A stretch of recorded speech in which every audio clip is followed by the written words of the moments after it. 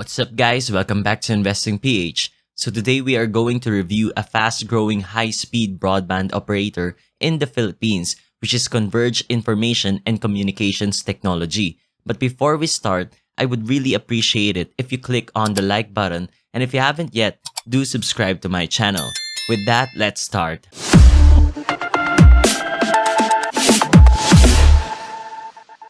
Now, who is Converge?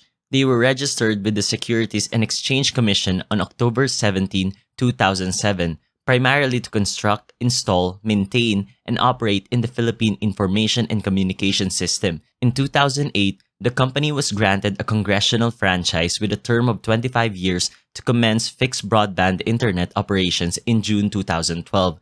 They own and operate an end-to-end fiber network in the Philippines with over 55,000 kilometers of fiber as of December 31, 2020, covering 300 cities and municipalities across Luzon. Their networks has reached more than 6.1 million homes by end of 2020, covering approximately 43% of household in Luzon and 25% of household nationwide. Right now, they operate in different regions of the Philippines: Ilocos, Central Luzon, NCR, Calabarzon, Cordillera Region, Bicol, and a soft launch in Region 7, Central Visayas. They were listed in the PSE Stock Exchange in October 26, 2020.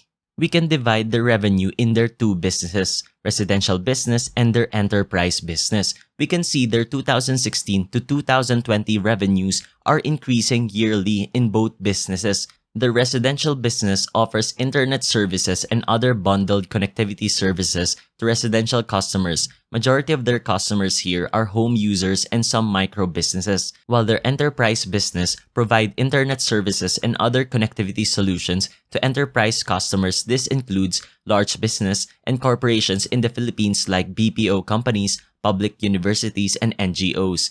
Now, these are their products and services for their residential business, and this one for their enterprise business. With that, let's go on to their financials. We would still be following our checklist. For my first-time viewers, do watch my other stock analysis video as well to further understand every line of it. First, we look at their income statement. Is the company generating profits? Well, we can see their revenue and net income is growing year after year. They only lagged down quite a bit in their net income in 2018. Which had only 2.16% growth. Now we can see here it was because of their higher operating expense, which cut down their net profits. Their net profit margin sits around 27.45% average for 2017 to 2020. Now this is important to look at because this way we can see how well their management produces net profits from their revenue. So we will compare this to their competitors. Globe has 12.23% 5-year net profit margin. Tel has 11.9%. Now we can see Converge has a high net profit margin compared to its competitors. Their industry average around 11 to 12%, while Converge has 27.45% average for 4 years.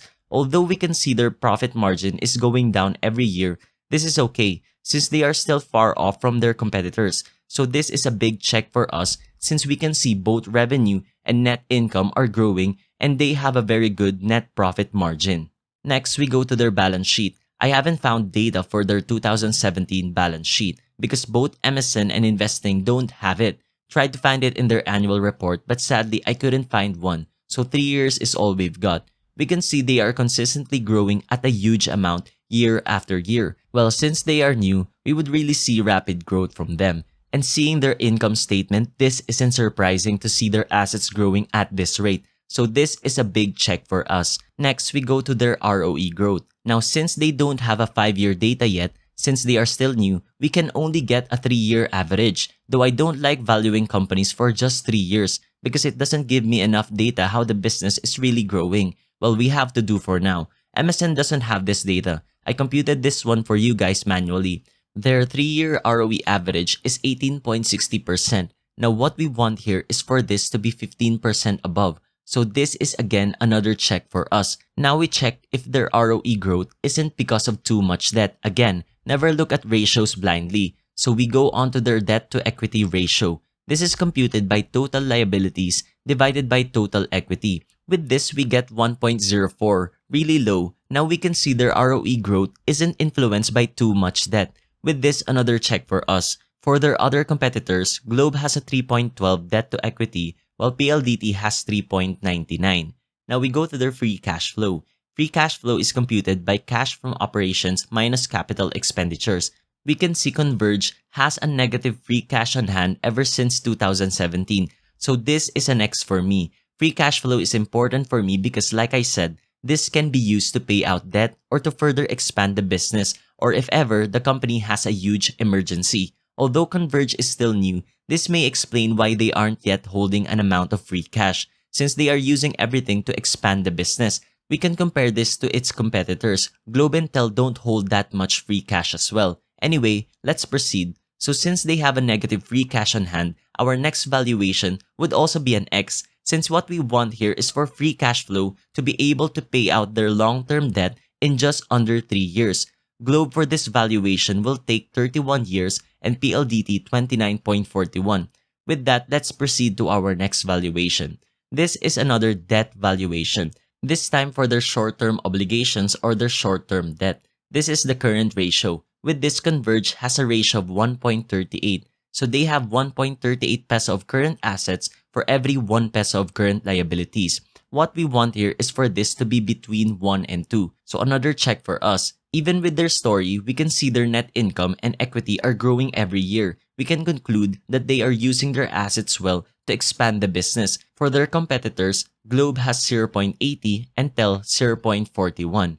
Next is a price ratio valuation, which is the PE ratio. Right now, Converge has a trailing 12-month PE of 48.88. What we want here is for the PE ratio to be less than 15. With this, it's an X in my list. Their competitors' PE are for Globe 13.06, PLDT 11.66. Now for the dividends, Converge hasn't yet given any dividends, so we will not include dividends in our checklist for this. Next is the company's moat. What makes this company sturdy against its competitors? Well, since they are still new, of course their brand and service can't yet match up to its competitors. But what I can see the moat of Converge is their healthy financials. They only failed in my free cash flow valuation, but their net income is growing year after year, equity as well, and they have a well-handled debt. With that, that's a good moat for them as a new competitor in the internet industry. This would really strengthen and speed up their growth in the future and maybe establish their brand on par with its two giant competitor. So for their moat, it's a check for me. They have a good numbers for a new player in their industry. Hopefully they can continue this as the years goes by.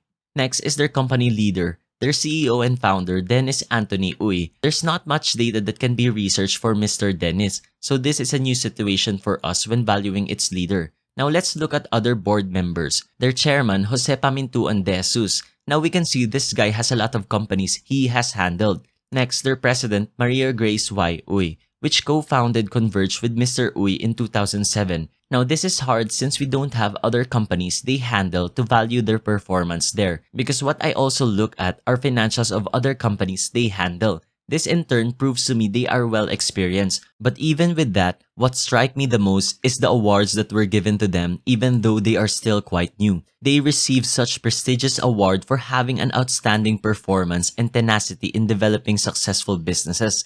And their CEO has won the Entrepreneur of the Year award. This is along with that previous award.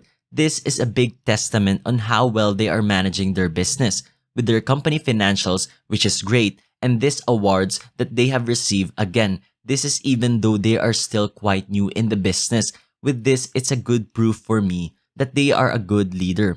This is a big check for me. Hopefully they can continue this in the future. Moving on is Converge within our buy below price. My computed intrinsic value for Converge is 28, and with a 30% margin of safety, having a buy below price of 19.60. In the creation of this video, they have a price of 22, so this is an X for me.